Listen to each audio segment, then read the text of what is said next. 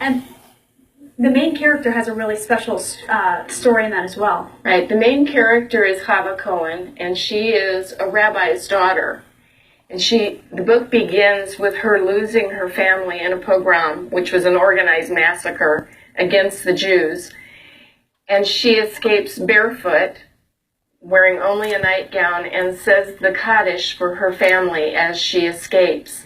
And she collapses on the doorstep of a synagogue in another village and has to keep her education a secret. Right now we're looking at the trailer for the book, but when I was looking at this cover, and you did this illustration, you do a lot of these illustrations. Yes. Is that something you just always grew up doing? I always wanted to be an illustrator. I was influenced by Garth Williams and the Little House on the Prairie books. So I wanted to be an illustrator and an artist before I realized that I also wanted to be a writer.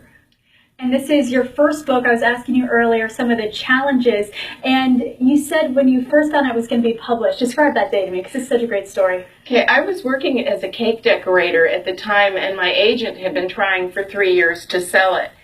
And I get a text that says, check your email. So I checked my email, and she said, I hope you're sitting down.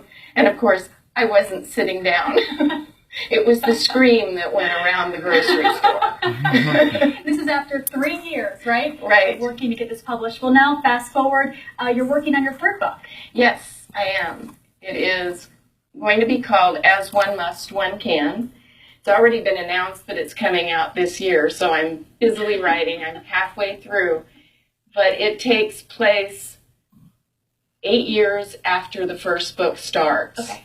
With the family and Chava having migrated to Kansas City and dealing with the post-traumatic stress that they have all been through these pogroms.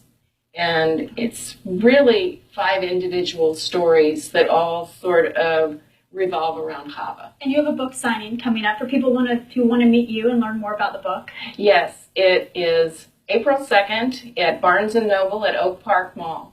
All right, and if you want to meet Rochelle, see about this book signing, you can also learn more information at RochelleWordArt.com or find her on Facebook. Thank you so much for joining us this morning. Thank you. Joe?